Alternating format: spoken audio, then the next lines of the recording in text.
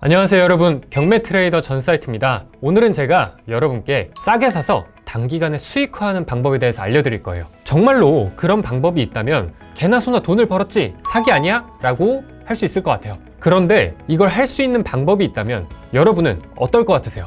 너무나 하고 싶겠죠. 그래서 오늘 바로 그 방법인 부동산 공매에 대해서 여러분께 알려드리려고 합니다. 많은 분들이 공매? 그게 뭐야? 라고 할 수도 있고, 공매? 그거 위험하다 그랬는데? 라고 보통은 두 가지로 생각을 하실 겁니다. 이 공매에서도 위험한 물건과 위험하지 않은 물건이 있다. 그런데 위험한 물건은 그냥 투자를 안 하면 된다 라고 이해하시면 될 것 같습니다. 제가 하는 이 공매 트레이딩은 안전한 물건을 대상으로 싸게 사서 단기간에 수익화하는 그런 투자 전략입니다. 오늘은 공매의 진짜 구조와 방법, 그리고 경매와의 차이를 설명드릴 거고, 그럼 지금 바로 위험 없이 투자하는 공매의 노하우에 대해서 알려드리겠습니다. 먼저 공매가 뭐야? 라고 하시는 분들이 있을 수 있을 것 같아서 공매에 대해서 간략하게 소개를 하고 넘어갈 수 있도록 하겠습니다. 공매는 공개 매각이라는 의미를 갖고 있습니다. 그 얘기가 뭐냐? 누구나 이 부동산을 살 수 있게 오픈해서 이 물건을 판다라는 의미를 갖고 있어요. 그래서 이 공매라는 거는 온비드라는 사이트에서 입찰을 통해서 가장 높게 쓴 사람이 가져가는 매입 방법이라고 이해하시면 될 것 같습니다. 그렇다면 반드시 공매를 해야 되는 이유가 있겠죠. 그 이유에 대해서 전 세 가지로 요약할 수 있을 것 같습니다. 첫 번째는 공매가 수익성이 좋다라는 겁니다. 제가 투자를 하면서 가장 많은 시세 차익을 남긴 물건이 11개월 만에 20억 정도의 시세 차익을 남긴 물건이었거든요. 근데 그런 물건을 사람들은 물어봅니다. 어디서 그렇게 물건을 삽니까? 저는 온비드에 누구나 볼 수 있게 나와 있어요 라고 얘기를 해요. 그래서 이 공매라는 건 그만큼 수익성이 좋다라는 겁니다. 그래서 공매가 수익성이 좋은 이유는 첫 번째는 여러분이 생각하는 것처럼 많은 사람들이 경매는 알고 공매는 잘 알지 못하거나 공매를 접근하기가 어려워한다. 그래서 경쟁이 기본적으로 적다라는 겁니다. 적다. 두 번째는 기본적으로 이 경쟁이 적기 때문에 더 낮은 가격에 살 수 있다. 그래서 일반적으로 경매보다는 한 10%에서 20% 정도 더 저렴하게 살 수 있다라는 겁니다. 그래서 실제 경매로 이 물건이 나왔다면 경쟁이 너무 심해서 낙찰받지 못했던 그런 물건들도 이 물건이 공매로 나온다면은 충분히 낙찰받고 수익까지 낼 수 있는 금액으로 진행할 수 있다는 게 가장 큰 장점이다 라고 이해하시면 될 것 같고요. 그 두 번째는 안정성입니다. 안정성. 아니, 이 공매 나 위험하다고 알고 있는데 안전하다는 게 말이 돼? 할 수 있죠. 안전한 물건이 있고 안전하지 않은 물건이 있습니다. 근데 안전한 물건이 뭐냐면 크게 두 가지로 나눌 수 있어요. 공매에서는 근데 이 공개 매각을 하는 주체, 공급자, 물건을 파는 사람이 크게 두 가지로 나눠집니다. 하나는 국세청, 그러니까 세금 관련돼서 이슈가 있어서 나온 물건. 그 두 번째는 한국전력이나 아니면은 뭐 수자원공사나 무슨 구청이나 이런 데에 직원들 사택을 주잖아요. 그런 사택이 이제 쓸모가 다하고 그들 입장에서는 필요가 없을 때 아무런 권리상 문제가 없는 물건을 이런 온비드라는 사이트에 공개 매각을 해야 된다. 근데 만약에 그런 사택 물건을 부동산에서 팔려고 한다면 막 가격도 제각각이고 하기 때문에 팔기가 쉽지 않겠죠. 그래서 이러한 공공기관에서는 정해진 금액과 그리고 누구나 입찰할 수 있도록 해야 되는 게 법으로 정해져 있습니다. 그래서 공매로 그러한 안전한 물건들을 매각을 하게 된다 라고 이해하시면 될 것 같고요. 그러면 내가 공매를 조금이라도 아는 분들은 정부에서 나오는 이런 물건들은 시세대로 팔아야 되는 거 아니에요? 라고 할 수 있습니다. 맞습니다. 공공기관이나 정부에서 나오는 물건들은 감정평가사가 감정평가한 금액을 가지고 팔도록 나옵니다. 하지만 지금 시기가 저는 이런 물건을 투자하기가 적기라고 생각합니다. 아니, 시세대로 나온다는데 이게 투자하기에 적기라고 할 수 있죠. 지금은 상승기에 왔어요. 그래서 부동산의 가격이 오르고 있습니다. 그럼 무슨 얘기일까요? 공공기관에서 평가하고 내놓은 이 가격보다 물건의 가격이 더 오를 수 있다는 거예요. 그래서 그런 물건들이 실제 이제 발생을 하고 있거든요. 저는 여기에서 이제 1,000, 2,000 버는 거는 이런 안전한 물건으로도 충분히 벌 수 있다는 겁니다. 그리고 첫 번째 유형인 이 국세청에서 세금을 내지 않아서 물건이 나오게 되는 유형이 있는데, 그런 유형 중에서도 권리상 문제가 없는 물건들을 골라서 위험하지 않은 물건들만 골라서 투자를 하시면 되겠습니다. 그 투자 고르는 방법은 간단해요. 재산명세서라는 온비드 사이트에 품질 보증서가 있습니다. 그 품질 보증서를 봤을 때 아무런 이상이 없다라고 적혀져 있는 물건 같은 경우에는 입찰에도 충분히 이상 없이 처리할 수 있다라고 이해하시면 되고요. 만약에 아무런 이상이 없다라고 적혀져 있는 그 재산 명세서를 보고 입찰을 했을 때 문제가 생기면 환불을 받습니다. 그 세 번째는 편의성이에요. 편의성. 우리가 경매를 할 때 가장 힘든 게 뭐죠? 법원을 가서 입찰을 해야 되는 게 가장 힘들죠. 아무리 요즘에 대리 입찰이라는 게 생겼어도 부담이 되시는 분들이 있을 수 있을 겁니다. 그런 분들은 이 공매를 통해서 어플로도 입찰을 할 수 있어요. 그래서 미리 공인인증서나 이런 거 준비만 하면은 핸드폰으로 3분 만에 입찰을 뚝딱 할 수 있습니다.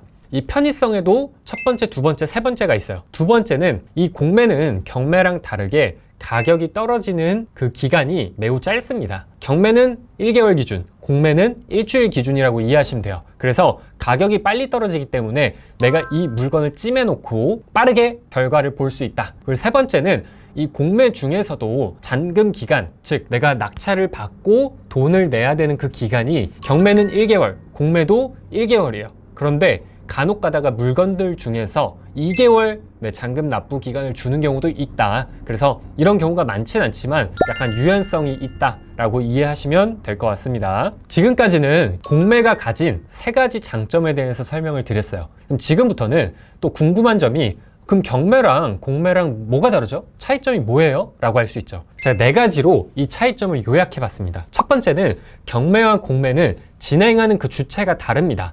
경매 같은 경우에는 법원에서 진행을 하게 되고요. 공매 같은 경우에는 법원이 아니라 한국자산관리공사라는 이 공공기관에서 운영을 하고 있습니다. 그래서 앞에서 잠깐 말씀드렸다시피 경매 같은 경우에는 돈을 못 받았기 때문에 나오는 경우가 대부분입니다. 그래서 우리가 권리를 조금 분석을 하긴 해야 돼요. 근데 공매 같은 경우에는 아까 앞에서 말씀드렸다시피 진행하는 주체가 공공기관인 물건들이 다수 있다. 그래서 그런 물건들 같은 경우에는 권리 분석이 중요한 게 아니라 가격 분석만 할 수 있으면 된다. 두 번째는 입찰 방식이에요. 경매 같은 경우에는 현장에 직접 가서 입찰을 해야 되기 때문에 굉장히 번거롭다. 그리고 서류를 내가 직접 챙겨가지고 내야 돼. 근데 즉 공매 같은 경우에는 그냥 사이트에 내 공인인증서를 등록을 해놓고 그거를 활용해서 입찰을 하시면 됩니다. 그리고 개인 같은 경우에는 본인 인증을 통해서도 입찰이 가능하다라는 겁니다. 그래서 서류 때문에 실수할 일은 없겠죠. 그 좋은 점은 경매와 공매 똑같아요.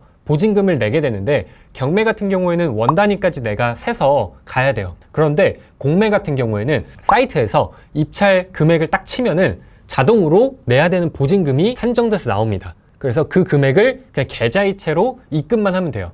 엄청 쉽죠? 세 번째는 납부 방식이에요. 우리가 경매를 한 번이라도 입찰을 해보신 분들은 아침에 땀이 나게 뛰어다니죠. 왜? 아침에 수표 뽑으랴, 서류 준비하랴, 입찰표 작성하랴, 발에 땀이 나게 뛰어다닙니다. 실제 법원에 차가 많으면 주차를 잘 못하게 되고 그러면 입찰을 놓치는 경우도 종종 발생을 해요. 그래서 제가 법원에 가면 꼭 한두 분 정도는 보게 되는데 그만큼 이제 경매는 현장을 가야 되는 이슈가 있다라는 거고 공매는 그와 반대로 핸드폰으로 입찰을 할 수 있다는 겁니다. 아니 그러면 이렇게 편한데 사람들이 공매를 잘 안 한다고 할 수 있죠. 경매와 공매가 다른 점 이것 때문에 사람들이 좀 꺼려하는 부분이 있습니다. 그거에 대해서 제가 진실을 여러분께 얘기를 해드릴게요. 바로 네 번째인 명도 절차예요. 안에 있는 사람을 내보내는 게 명도라고 하는데 경매 같은 경우에는 인도 명령이라는 간편결제 제도가 있는 거예요. 그래서 법원에 신청을 하면은 2, 3개월 뒤에 이 절차가 빠르게 진행됩니다. 그런데 공매 같은 경우에는